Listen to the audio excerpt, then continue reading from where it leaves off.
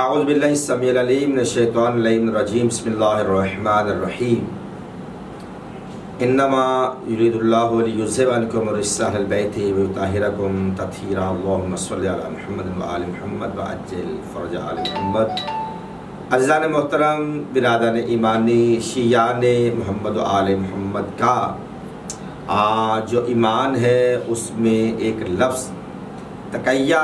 بولا جاتا ہے، جسے عرف عام میں لوگ تقیہ کہتے ہیں۔ تقیہ یعنی تقیہ لفظ ہے۔ اس کا معنی یہ ہے کہ جب آپ کے جان مال اولاد پر مشکل آ جائے تو آپ وہاں پہ مشکل آ جائے تو آپ اس کو تقیہ کے عالم میں جو آپ سے بات پوچھی جائے آپ اس کی نفی کریں، تو اس کو تقیہ کہا جاتا ہے، مگر دل آپ کا ایمان پر مطمئن ہو۔ اس سے پہلے کہ میں آگے بڑھوں، وہاں پہ اعتراض ہوتا ہے شیعہ تقیہ کرتے ہیں، تقیہ ایک جھوٹ کی قسم ہے، تو یہ دین اسلام میں حرام ہے، یہ جائز نہیں ہے۔ سب سے پہلے تقیہ کے عالم میں میں نے بہت سارے کلپس بنائے ہیں، بہت ساری گفتگو ہو چکی ہے، ابھی چلتے چلتے ایک بات کہتا چلوں کہ جب جناب عمار یاسر رضی اللہ تعالیٰ عنہ اسلام لائے، ان کے جو کہہ لیں کہ ان کے جو مالک تھے، جن کے وہ غلام تھے، اور اسی طرح امیہ جس کے یہ غلام تھے، اور اسی طرح جناب بلال حبشی بھی غلام تھے، تو جب یہ اسلام لائے تو ان پر لوگوں نے، ان کے مالک نے ان پر ظلم و ستم زیادہ کرنا شروع کر دیا، اور یہاں تک کہ بلال حبشی کے لیے آپ جانتے ہیں کہ اس کو تپتے ہوئی زمین پر لٹا دیا جاتا تھا، سنگریزوں پہ لٹا دیا جاتا تھا، اس پہ طرح طرح کے ظلم ہوتے تھے، یہاں تک کہ ان کے مالک نے، امیہ نے ان کی زبان پر کولا رکھ دیا تھا، جس کی وجہ سے اس کی زبان میں تھوڑا سا لکنت آ گئی تھی۔ یہ ہے کہ جب یہ جا کے رسول اللہ سے جا کے رو کے کہتے ہیں کہ مولا آج ہم گئے تو انہوں نے ہم پر بڑا ظلم کیا، تو وہ اس نے کہا کہ آپ کی شان میں ایسے کلمات ادا کریں جو ہم نہیں کرنا چاہ رہے تھے، تو مولا ہم نے کر دیا ہے، ہمارے لیے کیا حکم ہے؟ تو آپ نے فرمایا کہ اتطمئنون بالقلوب، کہ آپ کا ایمان، آپ کا جو ایمان ہے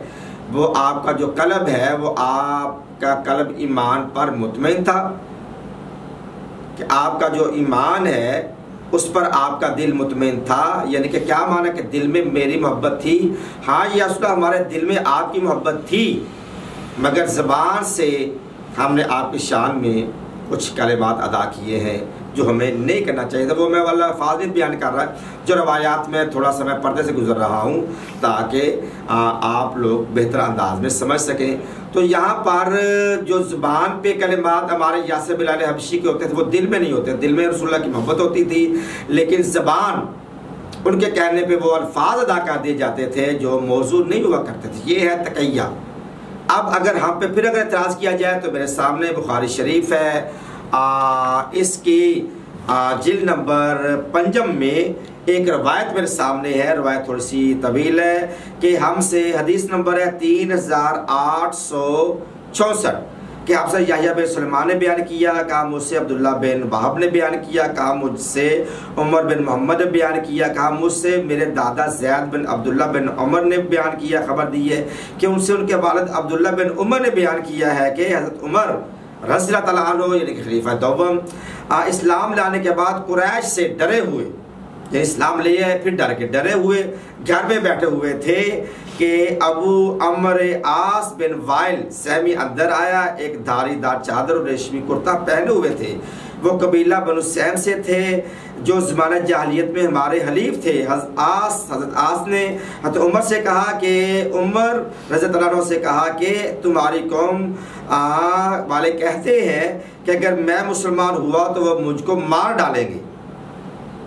عاص نے کہا تمہیں کوئی نقصان نہیں پہنچائے گا۔ یعنی حضرت عمر ایمان لا چکے تھے، مگر وہ عمر عاص سے کہہ رہے ہیں کہ آپ کے قبیلہ کے لوگ کہہ رہے ہیں کہ اگر میں اسلام لایا تو وہ مجھ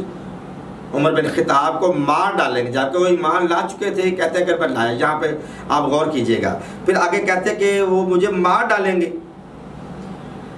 تو عاص نے کہا تمہیں کوئی نقصان نہیں پہنچا سکتا، یعنی کہ میرے ہوتے ہوئے تجھے کوئی نقصان نہیں پہنچا۔ جب عاص نے یہ کلمہ کہہ دیا کہ تمہیں کوئی بھی میرے ہوتے ہوئے نقصان نہیں پہنچا سکتا، تو عمر نے کہا پھر میں بھی اپنے کو امان میں سمجھتا ہوں، میں اپنے کو تیری امان میں سمجھوں کہ آپ میرے حامی و ناصر رہیں گے۔ تو کہا ہاں میں آپ کا حامی ناصر رہوں گا، آپ میری امان میں ہیں، آپ کا کوئی بھی بال بھینکا یعنی کہ نہیں کر سکتا، میں جو موجود ہوں۔ اس کے بعد آس باہر نکلا تو دیکھا کہ میدان لوگوں سے بھر گیا ہے۔ آس نے پوچھا کہ کدھر کا رخ ہے؟ لوگوں نے کہا ہم ابن خطاب کی خبر لینے جاتے ہیں، یعنی کہ عمر سے ہم لڑنے کے لیے جا رہے ہیں کہ وہ اسلام کیوں لائے ہیں۔ جو آپ وہاں پہ لکھا میرے پاس، جو بے دین ہو گیا ہے، یہ کون قبیلے والے کہہ رہے ہیں؟ آس نے کہا اسے کوئی نقصان نہ پہنچانا، کوئی نقصان نہیں پہنچا سکتا۔ یہ سنتے ہی لوگ سامنے، یعنی کہ حضرت آس نے کہا کہ ان کا حامی ناصر میں ہوں، وہ اسلام لے آئے ہیں، میرے ہوتے ہوئے کہ ان کو نقصان نہیں پہنچانا، یعنی کہ تم نے اسلام لایا تھا پہلے مگر چھپائے رکھا۔